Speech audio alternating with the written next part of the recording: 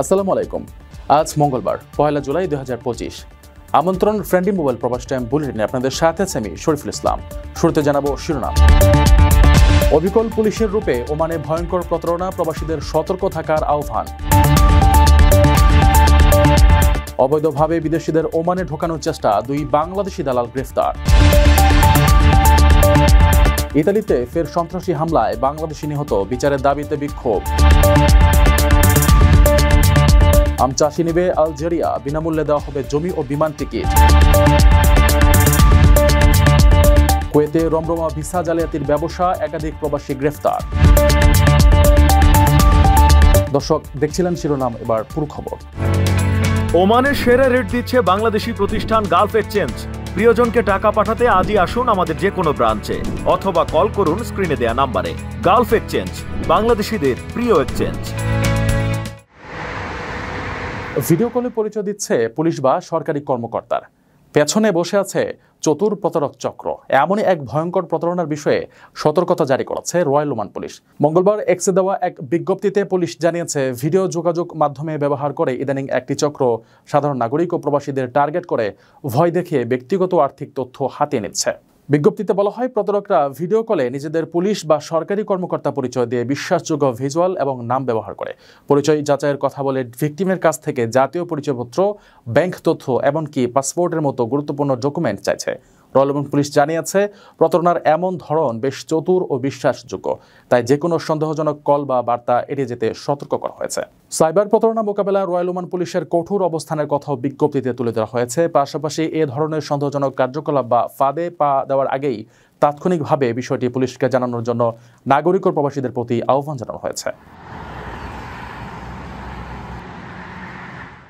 আপনার স্বপ্নগুলো আকাশ ছুবে প্রবাসীর হেলিকপ্টারের মাধ্যমে। বিয়ে, জন্মদিন অথবা যে কোনো বিশেষ প্রয়োজনে হেলিকপ্টার ভাড়া করতে যোগাযোগ করুন স্ক্রিনে দেয়া নাম্বারে। প্রবাসীর হেলিকপ্টার, নিরাপদ ও সাশ্রয়ী বাহনের বিশ্বস্ত নাম।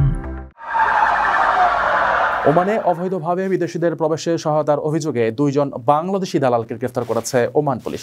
রাজধানী মাস্কাটের সি প্রদেশ থেকে তাদের আটক করা হয়। বিজ্ঞপ্তিতে জানানো হয়, পুলিশের অপরাধ তদন্ত অনুসন্ধান বিভাগ তাদের গোয়েন্দা অভিযানে এই 2 ব্যক্তিকে গ্রেফতার করে। তারা নিজেদের গাড়ি ব্যবহার করে একদল ইথিওপিয়া ও সোমালিয়া নাগরিকদের সীমান্ত পেরিয়ে ওমানের ভেতরে নিয়ে আসে বলে অভিযোগ রয়েছে। আটক বাংলাদেশিদের বিরুদ্ধে আইনগত প্রক্রিয়া চলছে এবং তদন্ত শেষে যথাযথ ব্যবস্থা নেওয়া হবে বলে জানিয়েছে পুলিশ। ওমানে অনুপ্রবেশ ও মানব পাচারের মতো অপরাধের বিরুদ্ধে কর্তৃপক্ষ আগে থেকেই কঠোর অবস্থানে রয়েছে। রয়্যাল ওমান পুলিশ জানিয়েছে, যে কোনো ধরনের অনুপ্রবেশ রুখতে অভিযান অব্যাহত থাকবে এবং অপরাধীদের কোনোভাবেই ছাড় দেওয়া হবে না।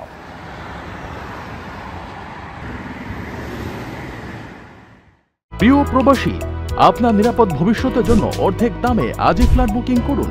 ঢাকায় প্রবাসী সিটি দিচ্ছে সীমিত সময়ের স্পেশাল অফার। জমি ও ফ্ল্যাট একসাথে, যোগাযোগ করুন স্ক্রিনে দেওয়া নাম্বারে। ইতালিতে 1 মাসের ব্যবধানে আবারও সন্ত্রাসীদের হামলায় প্রাণ গেল এক প্রবাসী বাংলাদেশির। রাজধানী রোমের ক্রিস্টোফোরো কলম্বো এলাকায় প্রধান সড়কের ফুটপাতে 18 বছর বয়সী মামুন খান নামের ওই যুবক খুন হন। এ নিয়ে রোমে বিক্ষোভ করেছেন প্রবাসী বাংলাদেশিরা। অবিলম্বে হত্যাকারীদের গ্রেফতারের দাবি জানান তারা। জানা গেছে, কাজ শেষে বাড়ি ফেরার পথে মরক্কোর অধিবাসী অপর এক প্রবাসী তাকে ছুরিকাঘাত করে হত্যা করে পালিয়ে যায়। এরপর ঘটনার প্রতিবাদে ফুঁসে ওঠেন ওই এলাকায় বসবাসকারী প্রবাসী বাংলাদেশিরা। যোগ দেন ইতালির কয়েকজন নাগরিকও। অবিলম্বে হত্যাকারীকে গ্রেফতার, সুষ্ঠু বিচার ও নিহত মামুনের পরিবারকে সহায়তা দেওয়ার আহ্বান জানান বিক্ষোভকারীরা। এর আগে মে মাসের 27 তারিখে নাহিদ মে নামে এক বাংলাদেশি রোমের আরদিয়া এলাকায় তার নিজস্ব পেট্রোল পাম্পে দুর্বৃত্তদের ছুরিকাঘাতে প্রাণ হারান। রোমে এমন হত্যাকাণ্ডে প্রবাসী বাংলাদেশিদের মধ্যে আতঙ্ক ছড়িয়ে পড়েছে। আকর্ষণীয় রেট ও দারুণ সব ডাটা বান্ডেল পেতে আজই ব্যবহার করুন ফ্রেন্ডলি সিম। বাংলাদেশের আম চাষিদের সহযোগিতা নিয়ে আমবাগান গড়ে তুলতে চায় আফ্রিকান দেশ আলজেরিয়া। বাংলাদেশিরা দেশটিতে গিয়ে আমবাগান গড়ে তুলতে চাইলে যাবতীয় সুযোগ সুবিধাও নিশ্চিত করা হবে। সম্প্রতি চাঁপাইনবাবগঞ্জ সফরে এসে বাংলাদেশে নিযুক্ত আলজেরিয়ার রাষ্ট্রদূত আব্দুল ওহাব সাইদানি এ কথা বলেন। বাংলাদেশ থেকে আমজাত পণ্য আমদানি এবং সে দেশের আম চাষ ও প্রক্রিয়াজাতকরণের জন্য বিনামূল্যে জমি, সেচ ও বিদ্যুৎ সুবিধা দিচ্ছে আলজেরিয়া। এজন্য বাংলাদেশি কৃষককে বিমান ভাড়া ছাড়াই আফ্রিকার দেশ আলজেরিয়ায় যাওয়ার সুযোগ দেবে দেশটি। এছাড়া চাঁপাইনবাবগঞ্জে আম সংরক্ষণের জন্য কোল্ড স্টোরেজ এবং প্রক্রিয়াকরণ টেকনোলজি কেন্দ্র গড়ে তুলতে চায় তারা। দুই দেশের মধ্যে সরাসরি যাত্রীবাহী বিমান চালুর পাশাপাশি পণ্য আমদানি রপ্তানিতে কার্গো বিমান চালুর আশ্বাস দিয়েছেন আলজেরিয়ার রাষ্ট্রদূত। শুক্রবার বিকেলে Chapainawabganj chamber of commerce and industry ও বাংলাদেশ আলজেরিয়া বিজনেস ফোরাম যৌথভাবে আয়োজিত এক কনফারেন্সে বাংলাদেশে নিযুক্ত আলজেরিয়ার রাষ্ট্রদূত ডক্টর আব্দুল ওহাব সাইদানি এই তথ্য জানান। এ সময় বাংলাদেশে নিযুক্ত দেশটির রাষ্ট্রদূত আব্দুল ওহাব সাইদানি বলেন, আলজেরিয়া একটি উন্মুক্ত অর্থনীতির দেশ, সেখানে পর্যটন খাতে দারুণ সম্ভাবনা আছে। বাংলাদেশ থেকে কৃষক, গবেষক ও উদ্যোক্তা নিয়ে গিয়ে আলজেরিয়ার জমির গুণাগুণ ও কোন জাতের আম চাষের উপযোগী তা যাচাই বাছাই করতে চাই।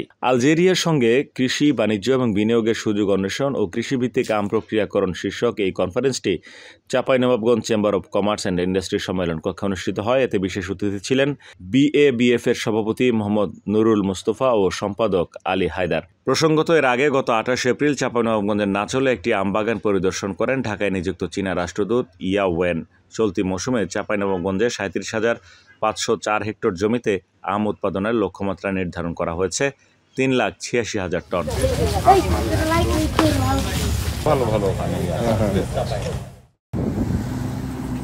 ভিসা সংক্রান্ত নথি জালিয়াতির সঙ্গে জড়িত একটি চক্রের একাধিক সদস্যকে গ্রেফতার করেছে কুয়েতের আইন শৃঙ্খলা বাহিনী। কুয়েতের পররাষ্ট্র মন্ত্রণালয়ের পরিচালিত তদন্তে এই দলটির প্রতারণামূলক পদ্ধতি উন্মোচিত হয়েছে, যার মধ্যে রয়েছে চাকুরির পদবি পরিবর্তন, নিয়োগকর্তার তথ্য জাল করা এবং ইউরোপীয় দূতাবাস নির্ধারিত ভিসার প্রয়োজনীয়তা পূরণের জন্য ওয়ার্ক পারমিট, বেতনের বিবরণ, ব্যাংক স্টেটমেন্ট এবং অন্যান্য সরকারি নথিতে হেরফের করা। প্রাথমিক অনুসন্ধানে বিদেশ থেকে একটি সোশ্যাল মিডিয়া অ্যাকাউন্ট পরিচালনাকারী একজন মিশরের নাগরিকের জড়িত থাকার বিষয়টিও নিশ্চিত হওয়া গেছে, যিনি এই অবৈধ পরিষেবাগুলোর প্রচার এবং অবৈধভাবে অভিবাসনের চেষ্টাকারী ব্যক্তিদের টার্গেট করেছিলেন। কর্তৃপক্ষ কুয়েতে ওই চক্রের বেশ কয়েকজন সদস্যকে গ্রেফতার করেছেন এবং তাদের কার্যক্রমে ব্যবহৃত ইলেকট্রনিক ডিভাইস এবং জাল নথি জব্দ করেছে। কুয়েতের স্বরাষ্ট্র মন্ত্রণালয় জাতীয় নিরাপত্তা বজায় রাখার এবং আইন প্রয়োগের প্রতি প্রতিশ্রুতি পুনর্ব্যক্ত করে সতর্ক করে দিয়েছে যে তারা এ ধরনের অপরাধমূলক কর্মকাণ্ডে জড়িত যে কারো বিরুদ্ধে কঠোর ব্যবস্থা গ্রহণ অব্যাহত রাখবে। জনসাধারণকে সব আইন ও বিধি মেনে চলার আহ্বান জানানো হয়েছে। দর্শক দেখছিলেন ফ্রেন্ডলি মোবাইল প্রবাস টাইম বুলেটিন। শেষ করার আগে শিরোনামগুলো জানিয়ে দিচ্ছি আরও একবার। অবিকল পুলিশের রূপে ওমানে ভয়ঙ্কর প্রতারণা, প্রবাসীদের সতর্ক থাকার আহ্বান। অবৈধভাবে বিদেশিদের ওমানে ঢোকানোর চেষ্টা, 2 বাংলাদেশি দালাল গ্রেফতার। ইতালিতে ফের সন্ত্রাসী হামলায় বাংলাদেশি নিহত, বিচারের দাবিতে বিক্ষোভ। আম চাষি নিবে আলজেরিয়া, বিনামূল্যে দেওয়া হবে জমি ও বিমান টিকিট। কুয়েতে রমরমা ভিসা জালিয়াতির ব্যবসা, একাধিক প্রবাসী গ্রেফতার। এই ছিল ফ্রেন্ডলি মোবাইল প্রবাস টাইম বুলেটিনের আজকের আয়োজনে। প্রবাসের সর্বশেষ সংবাদ পেতে ভিজিট করুন probastimes.net, সাবস্ক্রাইব করুন আমাদের ইউটিউব চ্যানেল, চোখ রাখুন ফেসবুক পেজে। পরবর্তী বুলেটিন দেখার আমন্ত্রণ জানিয়ে আজকের মতো বিদায় নিচ্ছি আমি শরীফুল ইসলাম।